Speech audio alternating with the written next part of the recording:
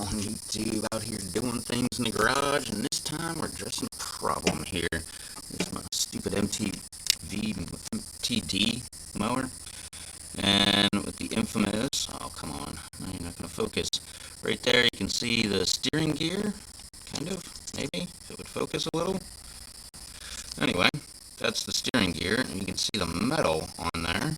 It's because it is like all charred up from, I don't know, hitting trees with the wheels and stuff. So it's all charred up and you can't really steer. Got this pair of vice grips on here. Really can't steer right now. But you can only make a right-hand turn. You can't make a left. When you make a left, it just clicks and doesn't turn. And it makes cutting the grass pretty hard when you have trees all throughout the yard. So I've seen other people do videos on this, and there's a couple things I just wanted to address that I'm doing differently. For one, they tell you to go ahead and drop this mower deck. Well, you can see I don't follow directions very well. I didn't do that. Why? Because you got enough room. You put the mower deck all the way down. I got it jacked up on a jack stand here, just on the right-hand front tire, and you have enough room to get underneath to the bottom side of the steering shaft here. And on the bottom of that steering shaft is the dumbest design I have ever seen in my entire life. On the underside of this stupid mower, this is what you get. A Phillips head. Who the heck puts a Phillips head on the underside of the mower? And as you can see, it's all charred up. The very first time ever trying to get that out, I had a number 3 Phillips bit, charred that thing all the way up. So I have my new steering shaft that's not all charred up here on the top, and just lean that right there. I found a new solution. So you got, this is the old one. You have a Phillips head. Dumb design. Shame on you, MTD, for doing this. So we are getting rid of that stupid thing. You need this washer here. But I am going with a freaking bolt, like it should have had. And this thing will just screw right on in. So you can actually get a pair of like a wrench under there. There you go, it started. And I guess I'll put a little Loctite on this sucker too. Why not? And wondering how I actually went about changing that out. This is what I did. I grabbed a socket. I got a 1/4-inch socket, and then I got a number 3 bit out of one of my many cases that have bits on, and I used that on the underside. And this is why I even make this video, because I found a bunch of people that did this video and just glossed over the fact that there's a Phillips head on the bottom of, like, underneath the mower that you have to get to. What I did was I put this pair of vice grips on here. That way it would prevent it from spinning. It would only move a little bit. And then I went underneath with this contraption here with my socket and number 3. And I put as much pressure as I could. Oh, by the way, this is another reason why not taking off a mower deck is a good idea. Yeah, it's all dirty. I haven't been able to drive this stupid thing. I can't even get it outside to wash it. Which is another thing I saw everybody that does these videos, their mower has grass everywhere all over it. Mine actually looks probably one of the cleanest out of all the videos I've seen, which is kind of funny because it is dirty. Anyway, you leave it back. Alright, so I forget where the heck I left off, but I guess it was something about taking the steering shaft off. So what I did was I got the gas tank out of the way here, just actually so I could see better and just get in here a little bit easier. You don't have to do that. It's only 4 bolts, 2 on each side. Comes right out. But no, it's a pair of vice grips right here, right on there. And then I took my ratchet here with a number 3 bit Phillips head. I went underneath on the mower deck itself, and I pushed up as hard as I could while I just slowly tried to turn it. And well, that's exactly why it got so messed up like that, but it came out. And I don't even see any thread locker on here, so I don't think it had any.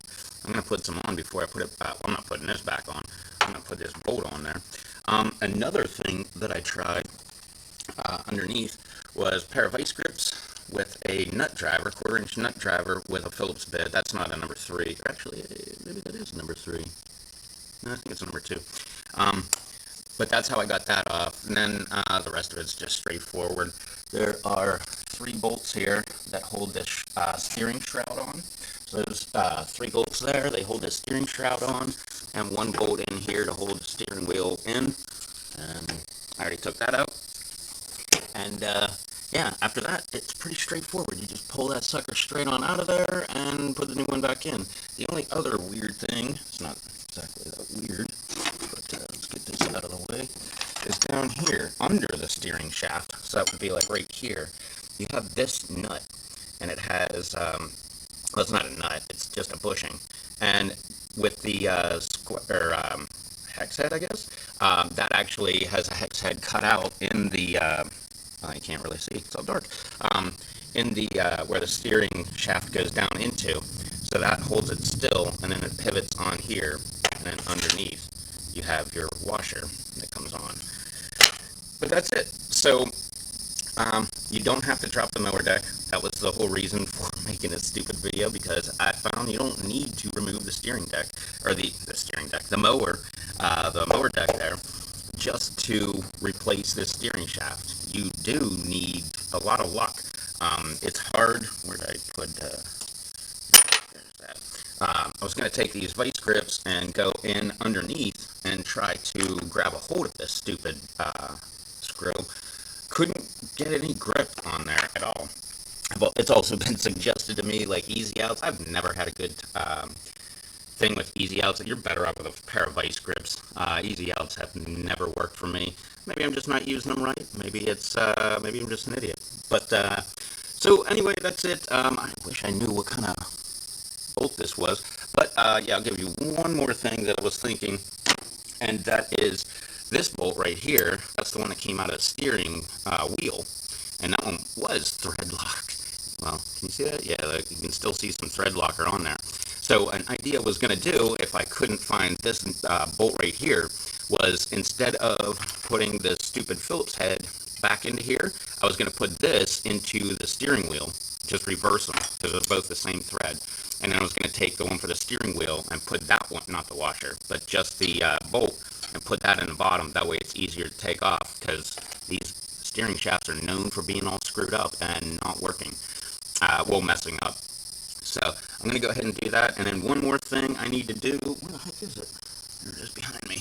One more thing that I need to do is this. Let's see, that's pretty darn loose. I got me a new one, which ironically is pretty darn loose. So I'm just going to go ahead and change that out too.